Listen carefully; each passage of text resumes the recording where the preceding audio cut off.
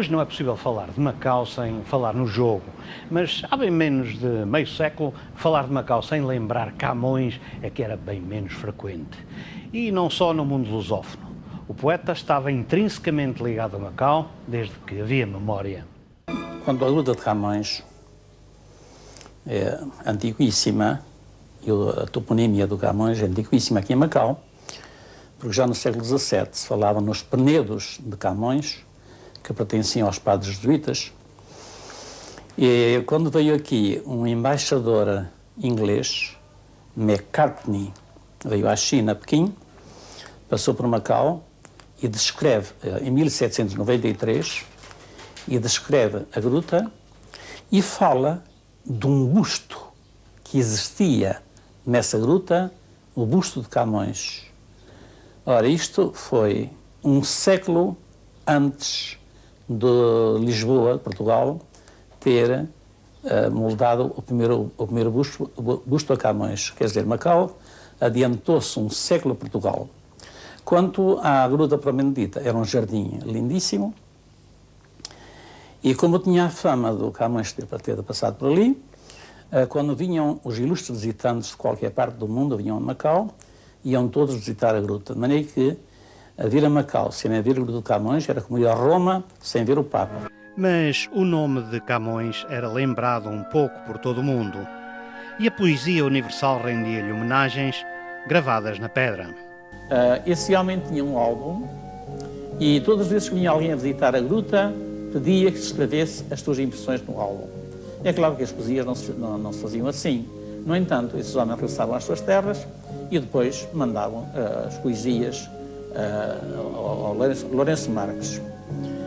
Em Macau é celebrado dos mais diversos modos, desde a música à literatura ao patuá.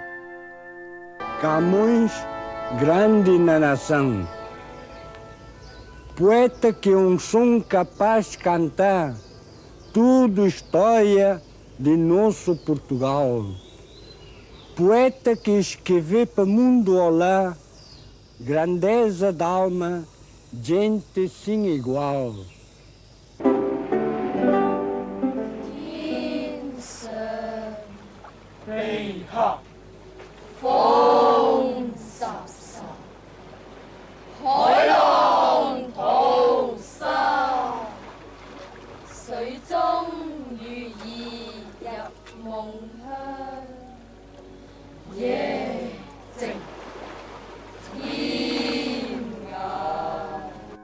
Todo este ritual, que se repete ciclicamente, parece provar a presença do poeta em Macau.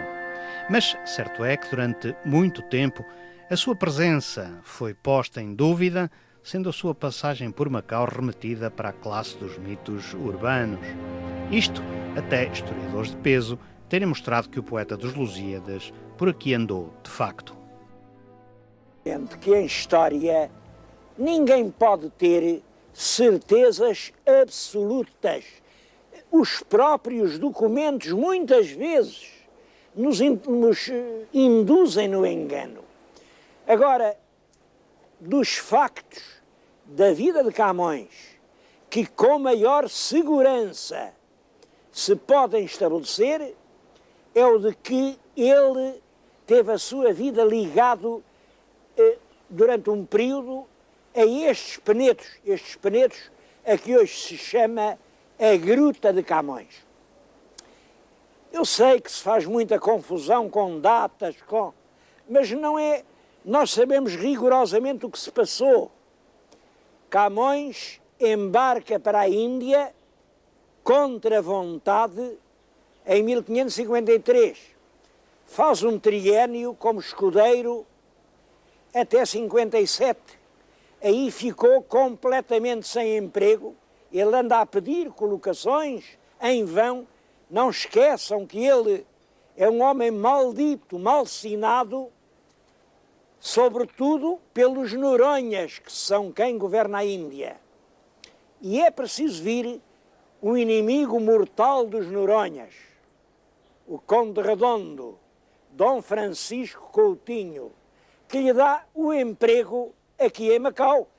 Toda a gente já conhece as redondilhas de agradecimento ao conde, servir-de-vos, de me ocupar, tanto quanto a meu planeta, não foi senão asas dar-me, como que irei a queimar-me, como faz a borboleta. Vem para aqui, é também um triênio, e vem na qualidade de provedor dos órfãos.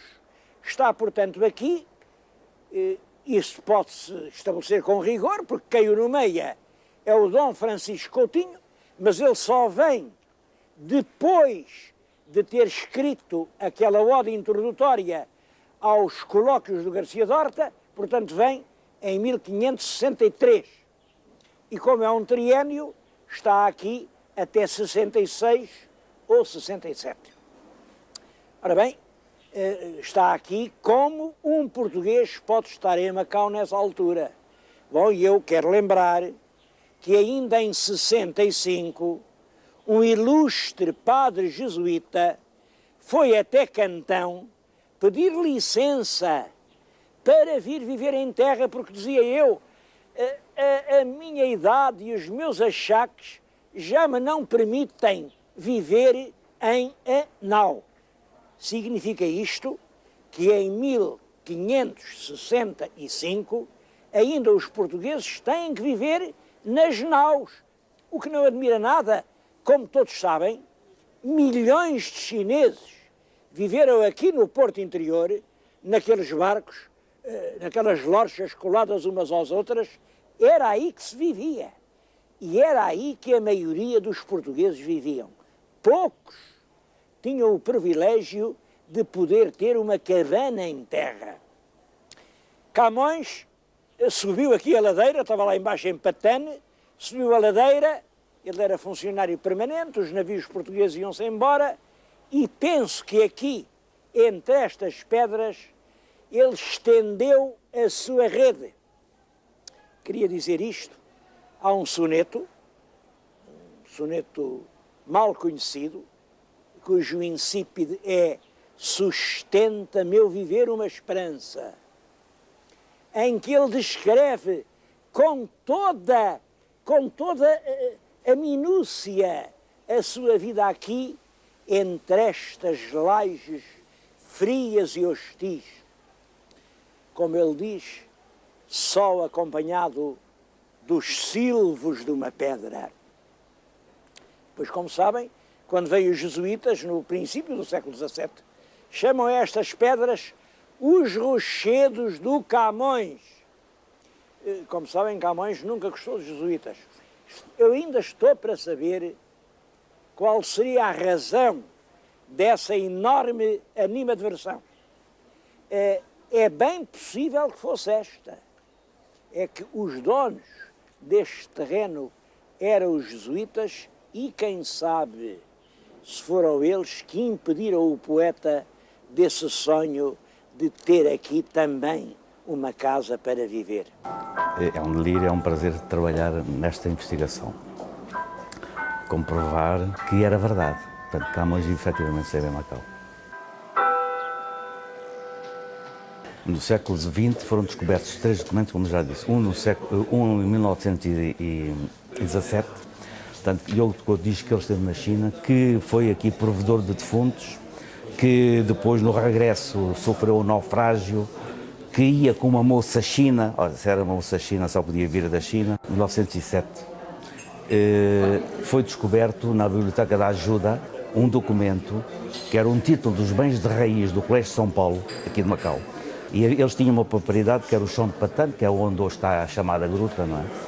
E que eles identificam esse chão do Patane como estando aos Penedos de Camões. O facto desse documento existir com esse nome significa que realmente a tradição não se fixa no nome de Camões sem razão nenhuma, não é? O facto dele nunca mencionar onde é que esteve naquele período de tempo e realmente não podia mencionar que tinha saído do navio, visto que era provedor dos defuntos e ausentes, e esse lugar não permite que o provedor saia do navio para não se deixar influenciar pelas pessoas em terra, mas também não acredito, não ficava no navio sem vir a Macau estando ali portugueses, é impossível. No entanto, e apesar de tudo, parecem faltar documentos que deem ainda mais substância à realidade dos factos ou então ao substanciar dos mitos. Uma pena realmente não termos mais documentos mais fortes, digamos assim, que corroborem a permanência do poeta por um triênio, por 2, 3 anos, 4 anos, o que tenha sido. Há lendas que não se desfazem, ou muito dificilmente morrerão. Eu acho que no espírito de cada um de nós quer acalentar exatamente essa ideia de que Camões passou por aqui. Desfeitos os mitos e provada a realidade, o que resta saber é que versos escreveu nestas pedras e se Dinah seria a escrava que o inspirava, sentada a seu lado, ou apenas nublosa musa da sua inspiração.